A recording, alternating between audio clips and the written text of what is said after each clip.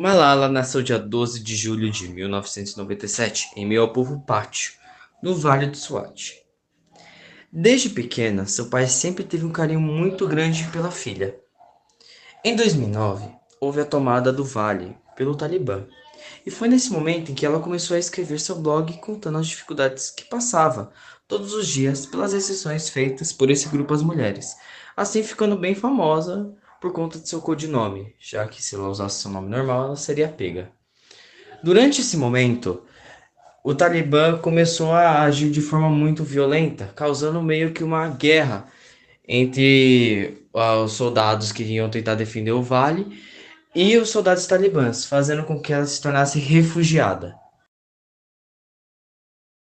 Tá, mas o que é um refugiado? Refugiados são pessoas que estão fora de seu país por algum motivo, sendo elas perseguições relacionadas à questão religiosa, à raça, nacionalidade, pertencimento a um determinado grupo social ou opinião política, ou grave e generalizada violação aos direitos humanos, ou até mesmo conflitos armados. Boa tarde, senhora. Você poderia se apresentar e falar um pouco sobre suas inspirações? Olá, meu nome é Muson. Eu sou uma refugiada. Desde sempre, Malala foi uma grande inspiração para mim, por sua força e determinação e principalmente pelo fato dela apoiar a educação para meninas igual a mim. Qual foi o motivo de você se tornar refugiada em outro país? Em 2011, meu país foi alvo de guerras. E assim, minha casa e minha vila foram aos poucos deixando de ter a paz que sempre tiveram. Eu fiquei aterrorizada. Havia bombardeios todos os dias e aos poucos as escolas foram forçadas a fechar. Assim vivemos 2 longos anos, até que meu pai decidiu que nosso amado país não era mais seguro para nossa família. Anteriormente, vimos relatos contados por Mulson dos conflitos da sua vida, mas podemos entrar muito mais nesse assunto. Como? Eu te digo agora. Aqui podemos ver no fundo um gráfico que demonstra exatamente essas situações e informações que apresentam os dados mínimos e certos de todos os ocorridos.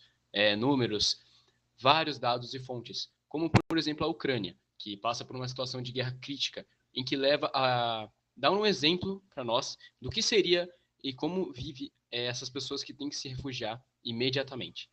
Sabemos que se você aí passasse por uma situação de guerra no seu país, o que você faria? Certamente você teria que fugir para não ter que passar por esses riscos de vida e também para procurar melhores condições em outros lugares. Mas será que é só isso mesmo que as pessoas passam? Que os refugiados passam?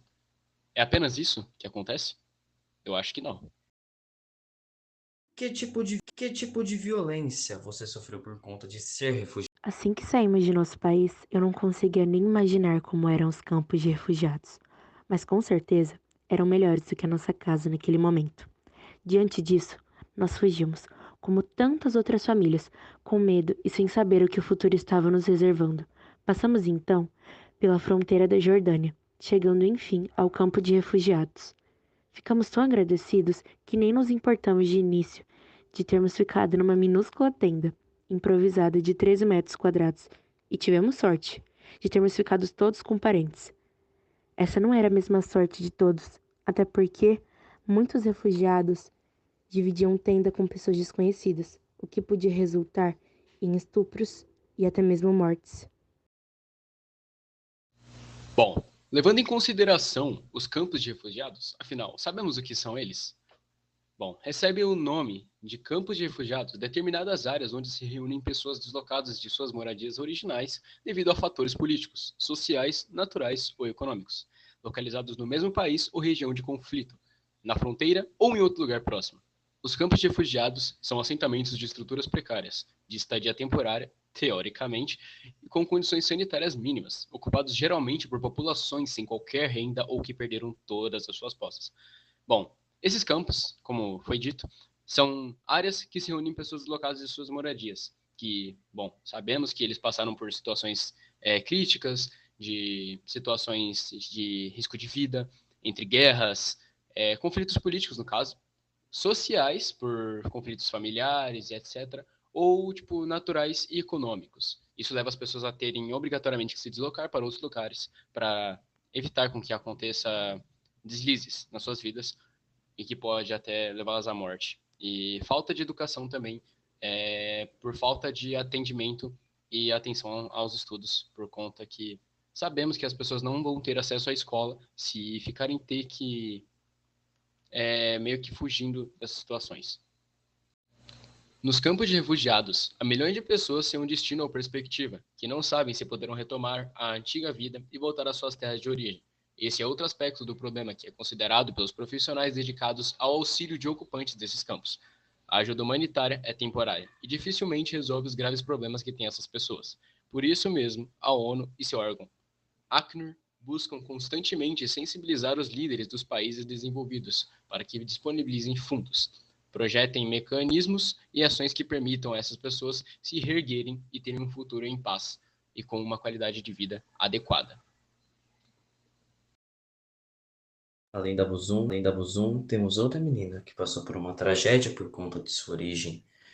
Você poderia falar um pouco mais sobre Meu nome é Mary Clary e eu sou uma refugiada que precisou fugir do Congo por conta das guerras. Eu era muito nova quando minha família deixou o Congo e fugiu para a Zâmbia na tentativa de ter uma vida tranquila. Me lembro que durante a viagem para a Zâmbia, eu e minha família sentíamos fome, cansaço e precisávamos dormir em arbustos para nos esconder e não sermos mortos. como foi o tempo em que você e sua família se refugiavam nesse lugar. A nossa chegada em Zâmbia não foi nada agradável. Eu e minha família éramos constantemente ameaçados pelos moradores de lá, justamente por sermos refugiados.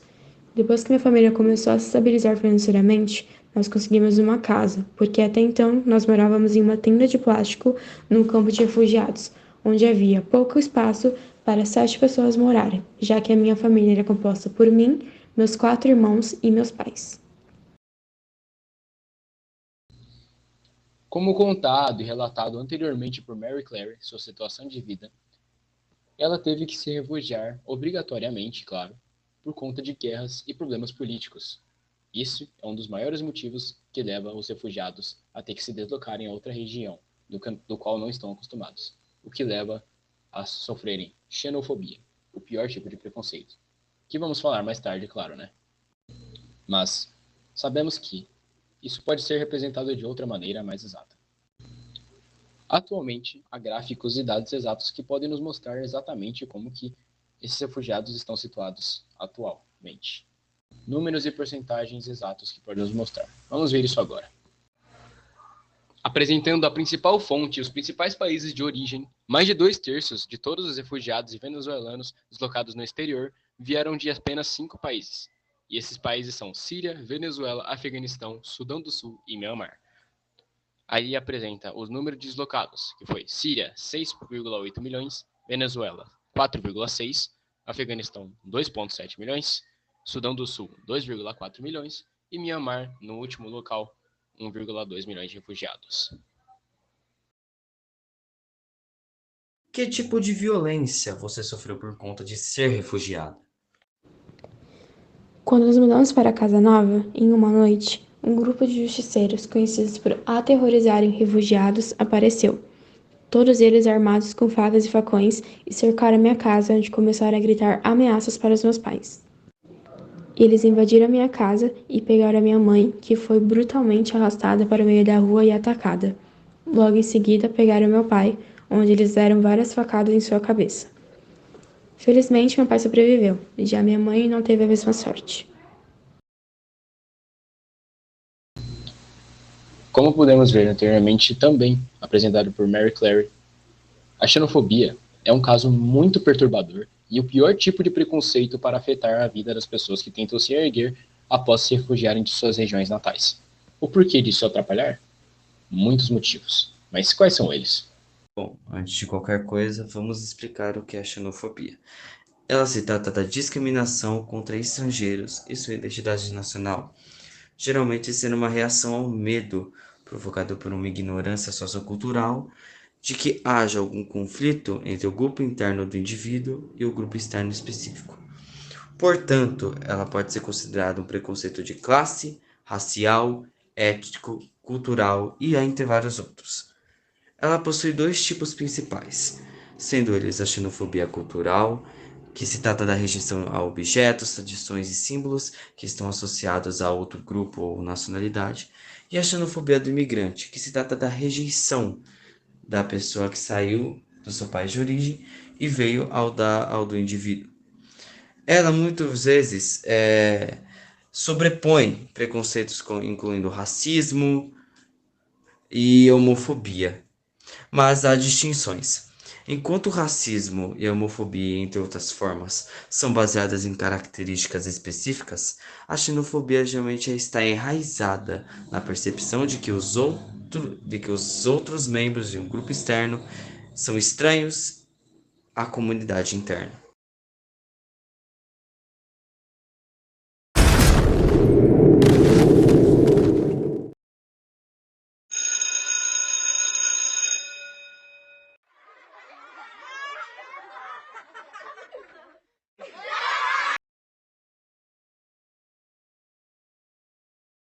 Em 2012, enquanto ia à escola, um grupo de extremistas do Talibã invadiu o ônibus onde Malala estava e um deles baleou sua cabeça 3 vezes, fazendo com que ela fosse levada a um hospital na Inglaterra.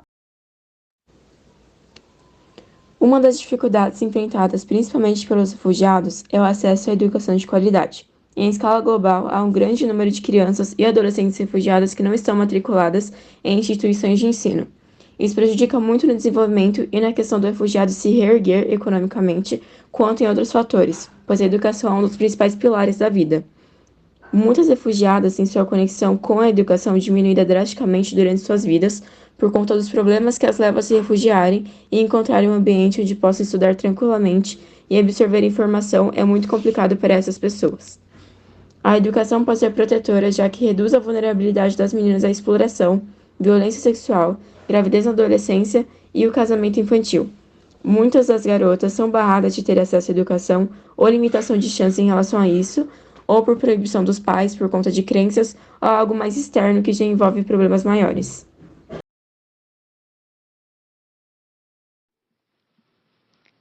They thought that the bullet would silence us, but they failed. And out of that silence came thousands of voices. The terrorists thought that they would change my aims and stop my ambitions. But nothing changed in my life except this. Weakness, fear, and hopelessness died. Strength, power, and courage was born.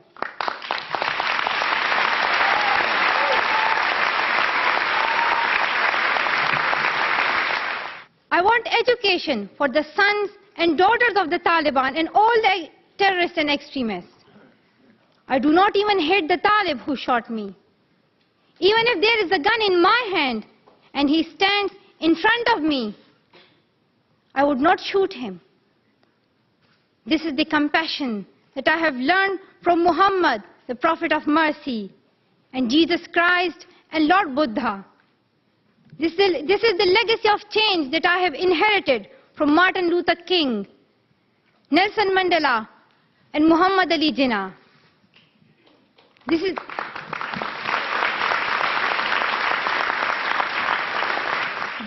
the philosophy of non-violence that I have learned from Gandhiji, Bacha Khan, and Mother Teresa. And this is the forgiveness that I have learned from my father and from my mother. And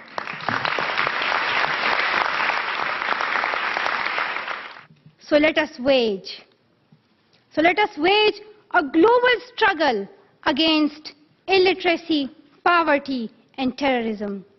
Let us pick up our books and our pens. They are our most powerful weapons. One child, one teacher, one book, and one pen can change the world. Education is the only solution. Education first. Thank you.